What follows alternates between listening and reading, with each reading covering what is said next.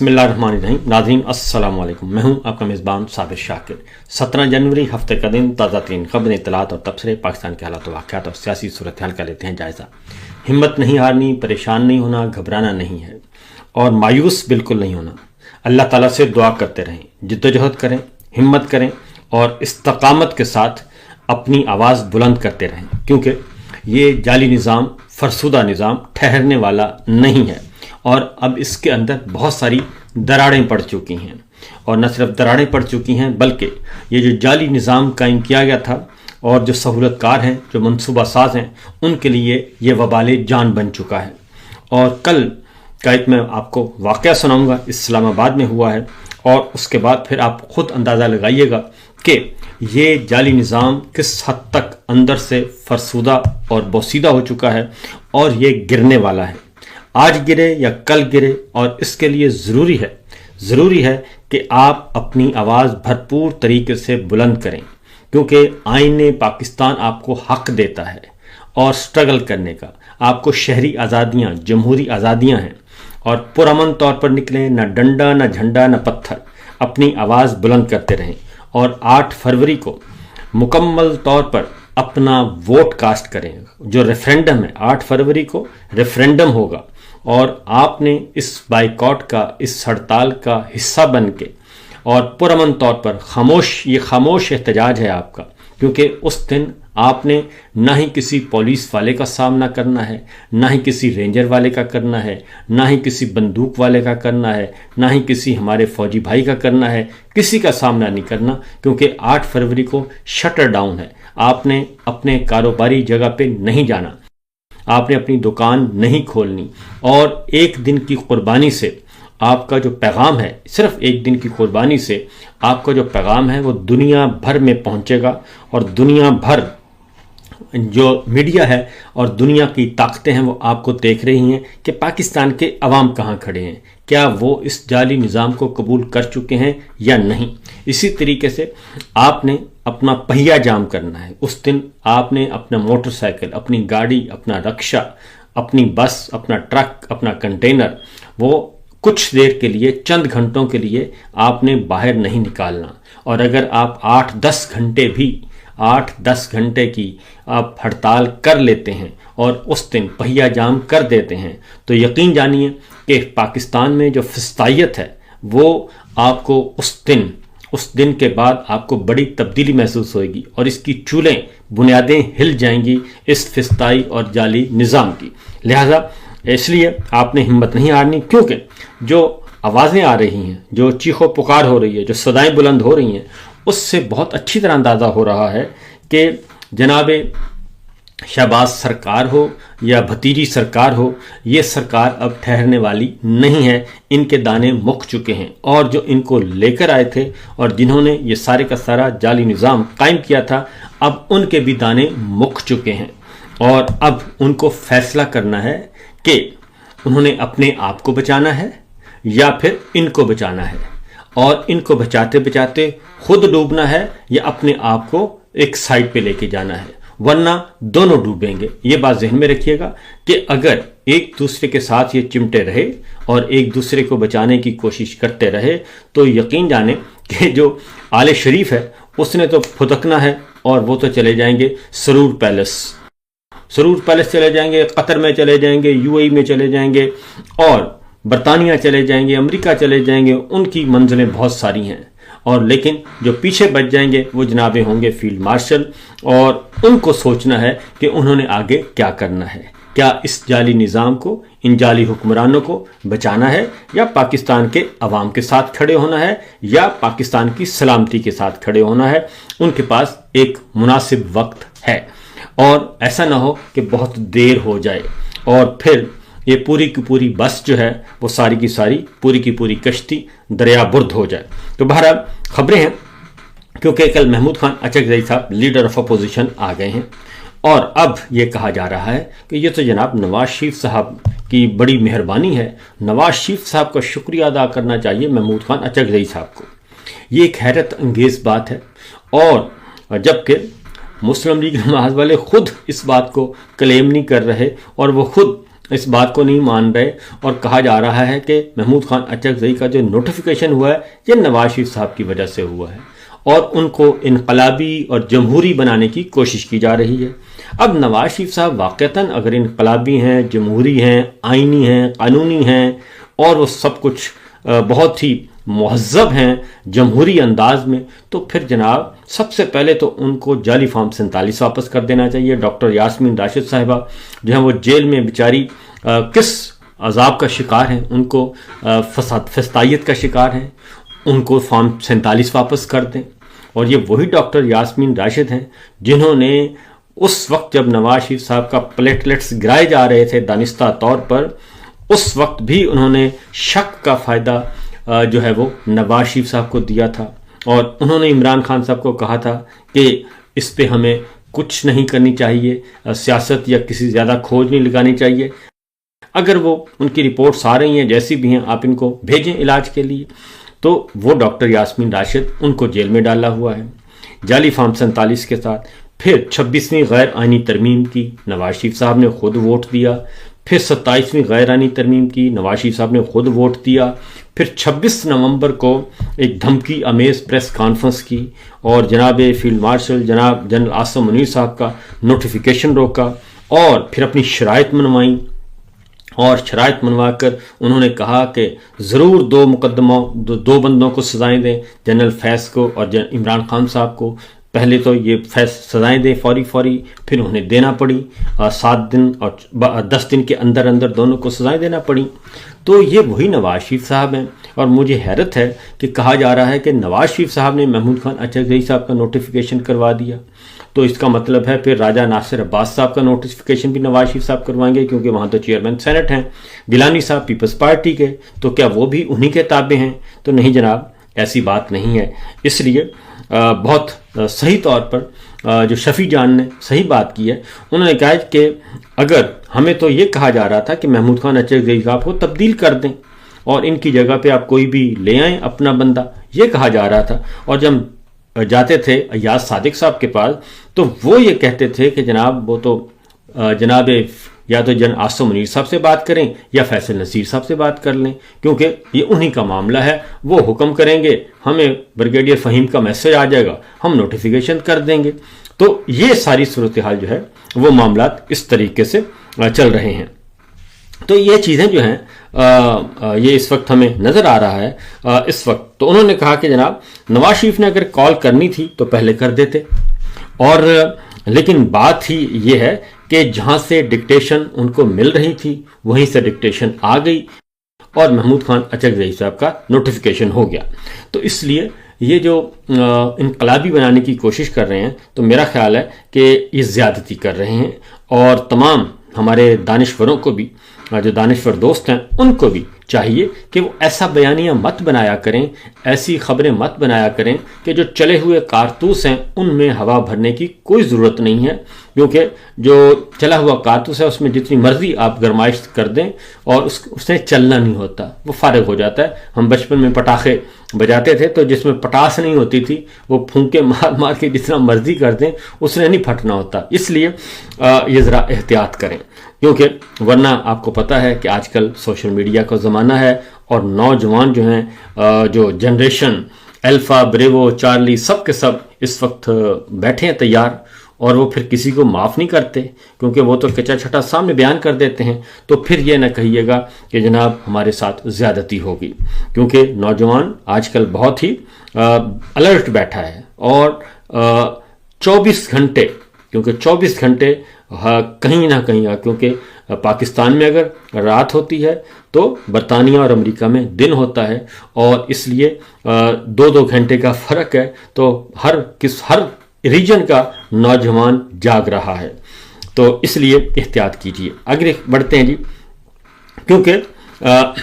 پھر ایک بات کہی گئی، محمود خان اچکزئی صاحب آ گئے ہیں تو نواز شریف صاحب نے اگر کیا ہے تو پھر تو محمود خان اچکزئی صاحب کو کل کراچی نہیں جانا چاہیے تھا، وہ کراچی گئے ہیں، وہ بھی، اور راجہ ناصر عباس صاحب بھی، اسد کیسر صاحب بھی، سارے کراچی گئے ہیں اور 8 فروری کی تیاری کر رہے ہیں۔ اور اس کے بعد یہ کہ اگلی خبر جو ہے، کیونکہ یہ سب کچھ ہو کیوں رہا ہے، کل کا آپ کو اگلی خبر میں آپ کو دے دیتا ہوں تاکہ آپ کو اندازہ ہو کہ صورتحال کس طرف جا رہی ہے. کیونکہ ایک طرف عمران خان صاحب کے جو سہیل آفریدی ہیں ان کے ساتھ آپ نے پنجاب میں کیا کیا اور مریم صاحبہ نے کیا اور نواز شریف صاحب کی دختر نیک اختر نے کیا تو انہی کو ویلکم کر لیتے. اس سے اچھی تو پیپلز پارٹی تھی کہ انہوں نے ایئرپورٹ پہ آ کے کم از کم سندھی ٹوپی اور اجرک دے دی اور اس کے بعد جب پریشر آیا تو اس کے بعد انہوں نے کہا کہ اب ہم مجبور ہیں, اب جناب ہمیں حکم ملا ہے کہ سختی کریں لہٰذا ہم سختی کر رہے ہیں. تو جب یہ ساری چیزیں ہو رہی ہیں تو نواز شریف صاحب جب سہیل آفریدی گئے تھے تو وہاں کر لیتے.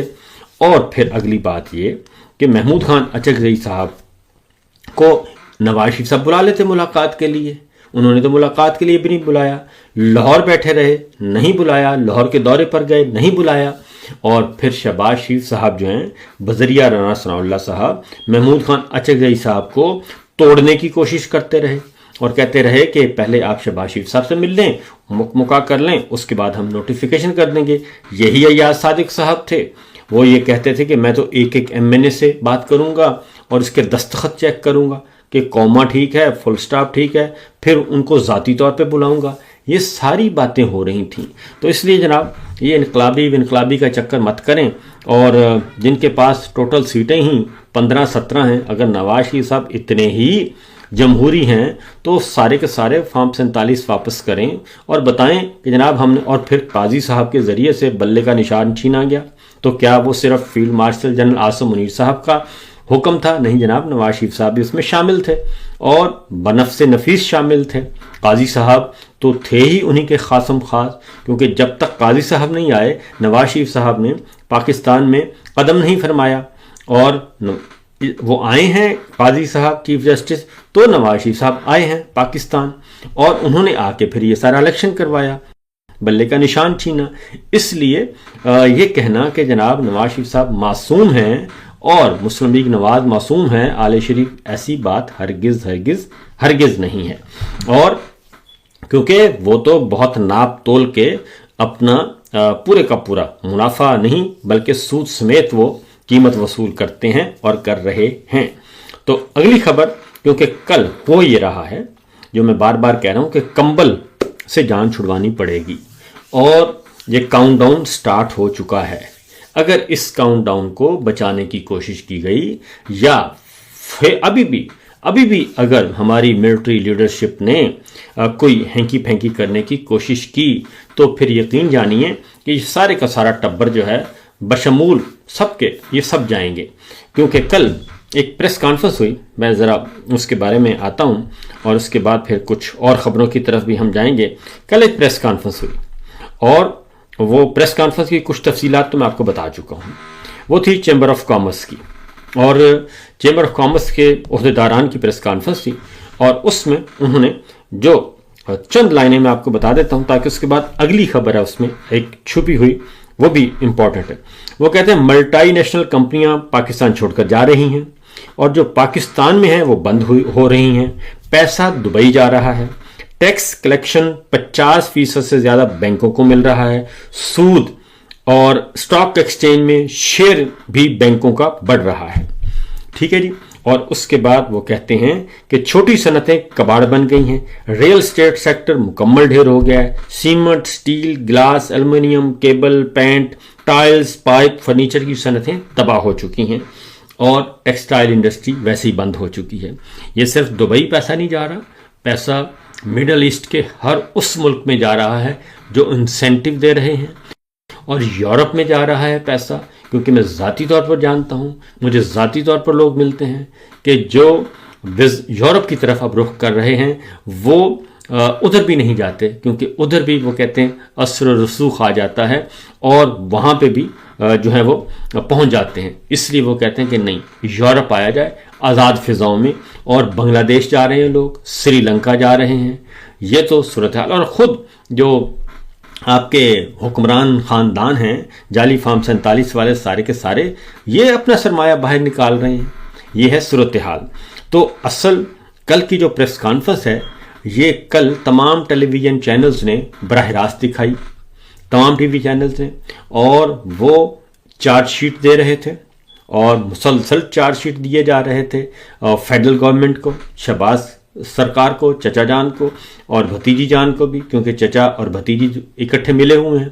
وہ آل شریف کو چارج شیٹ کیے جا رہے تھے اور ٹی وی چینلز دکھا رہے تھے۔ تو کل ایسا ہوا کہ پہلی دفعہ کہ ٹی وی چینلز کو فون کال نہیں آئی کہ جناب یہ حکومت کے خلاف پریس کانفرنس ہے اور معیشت کی پہلی ہی بری حالت ہے تو یہ پریس کانفرنس نہ دکھائیں۔ کل پہلی دفعہ فون نہیں آیا موشی بھائی کا، تو لہٰذا یہ ایک بہت بڑی تبدیلی کل دیکھی گئی، اور جس کی وجہ سے یہ کافی ہمارے جو ہیں پریشان ہیں، جو نون کے لوگ ہیں کافی پریشان ہیں۔ اس لیے اب یہ زبردستی، اب اگلا سٹیٹمنٹ ہے، اب یہ زبردستی پی ٹی آئی سے پیار کی پینگیں بڑھانے کی کوشش کریں گے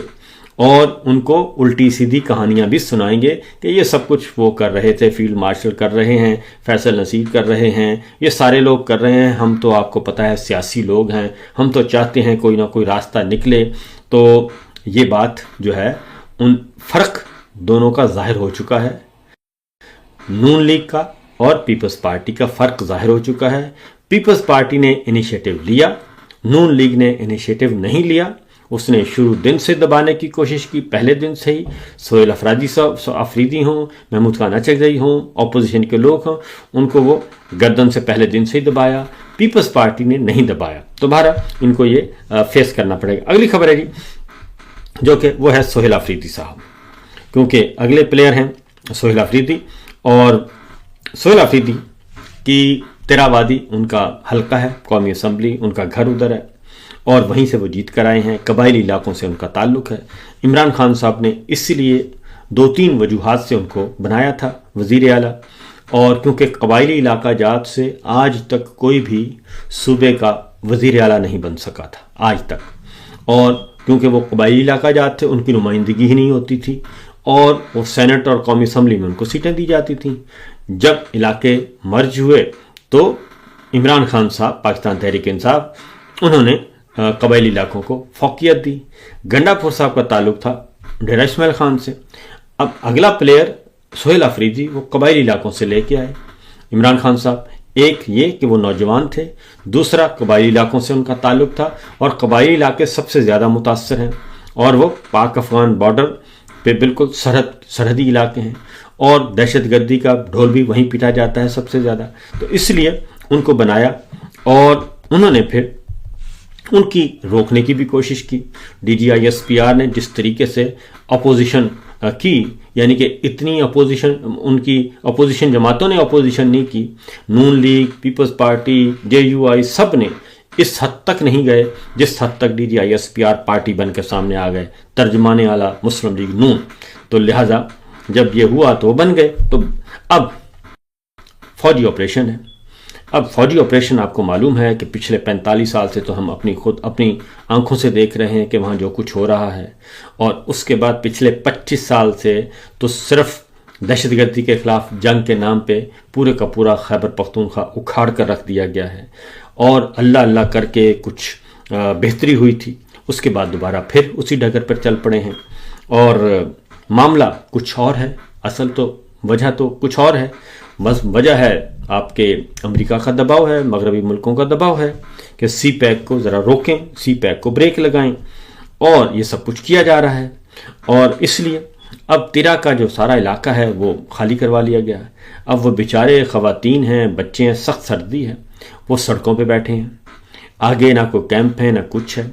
اور وہ سڑکوں پہ بیٹھے ہیں۔ پھر آگے جو اس کی سیکورٹی کا عمل ہے وہ طویل ترین اور تکلیف دہ، آنکھوں کا وہ رٹینہ چیک کیا جا رہا ہے۔ رٹینہ ہوتا ہے، کیا ہوتا ہے جی؟ تو خیر وہ چیک کیا جا رہا ہے آنکھوں کو لگا کے، اور یہ ساری کی ساری وہ سیکورٹی ہو رہی ہے، اور یہ سب کچھ ہو رہا ہے جی۔ تو اس پہ خیال یہ تھا کہ سہیل افریدی صاحب کے جو لوگ ہیں وہ ان کے خلاف ہو جائیں گے، لیکن وہ پہنچ گئے، اور وہ پہنچے اور اپنے لوگوں کے ساتھ ملے، فنڈ بھی ریلیز کیا، ان کے دکھ درد بھی سنے، اور وہ ایک عام آدمی کے طور پہ جو ہیں وہ ان کے ساتھ گپ شپ لگائی اور ان کے ساتھ پورا دن گزارا۔ تو مسئلہ یہی ہے کہ سوا اس کے کہ ضد اور ہٹ درمی کے بجائے یہ سارے کام پیار محبت سے بھی ہو سکتے ہیں. یہ آپ کا سلوک وزیر اعلیٰ بلوچستان سے ہے اور کل بلوچستان میں اتنا بڑا واقعہ ہو گیا اور وہ تھانہ کھاران میں وہ آئے ہیں دہشت گرد ملیٹنٹس آئے ہیں, دہشت گرد آئے ہیں, وہ آ کے تھانہ بھی الٹا کے لے گئے اور بندے بھی چھڑوا کے لے گئے, جیل بھی توڑ دی, سب کچھ کر دیا اور کوئی کچھ کر نہیں سکا. تو اس کا ذکر DGI/SPR نے کبھی بھی نہیں کیا. ترجمان اعلیٰ مسلم لیگ نون نے وہ صرف خیبر پختونخوا کو رگڑتے ہیں اور صرف اس لیے کہ یہاں پہ عمران خان صاحب یا پاکستان تحریک انصاف کی حکومت ہے. تو سہیل افریدی صاحب نے کل یہ کہا ہے کہ 22 بڑے اور 14,000 چھوٹے آپریشنز کے بعد بھی اب کیا ضمانت ہے کہ امن قائم ہو سکے گا. پالیسی تبدیلی کا مطالبہ کریں تو دہشت گردوں کا حامی کہا جاتا ہے, اور کل بھی آپریشن کے خلاف تھے, آج بھی ہیں اور آئندہ بھی اس ناکام پالیسی کا حصہ نہیں بنیں گے. یہ انہوں نے دو ٹوک انداز میں کہا اور یہ بات درست ہے. اور انہوں نے کہا کہ تیرا کے عوام کے ساتھ جو ہو رہا ہے وہ ناقابل قبول ہے. بار بار ناکامی کے باوجود بند کمروں کے فیصلے سے باز نہیں آیا جا رہا. مشاورت کی بات کریں تو الزام لگایا جاتا ہے کہ سمگلروں سے تعلق ہے. تو سمپل سی بات ہے کہ افغان پالیسی جو ہے وہ پہلے دن سے, افغان پالیسی ہو, امریکہ پالیسی ہو, انڈیا پالیسی ہو, چائنا پالیسی ہو, ایران پالیسی, افغانستان پالیسی, ساری کی ساری پالیسیاں وہ ہمارے آپ جنرل صاحب جو ہیں وہ ڈیل کرتے ہیں. جو بھی وقت کا جنرل ہے وہ ڈیل کرتا ہے. تو جب آپ لوگ ڈیل کرتے ہیں تو پھر باقی لوگوں کو ساتھ نہیں ملا لیں, لوگوں کو ملائیں, پولیٹیکل گورنمنٹ کو ملائیں, ان سے بھی پوچھ لیا کریں کہ شاید کوئی بہتر آپ کو مشورہ مل جائے, اور یہ نکلیں عالمی سازشوں کے تانو بانوں سے, اور یہ کہ جی ہم امریکہ کی ضرورت بن جائیں, ہم مغربی ملکوں کی ضرورت بن جائیں, ہم چائنا کی ضرورت بن جائیں, ہم آج روس کی ضرورت بن جائیں, آج ہم فلاں کی ضرورت بن جائیں. تو آپ ضرورت نہ بنیں بلکہ لوگ آپ کے پاس چل کر آئیں اور آپ کی عزت ہو تو یہ کریں. فی الحال اتنا ہی, باقی خبریں انشاءاللہ اگلے ولاگ میں. اجازت دیجیے, اللہ حافظ.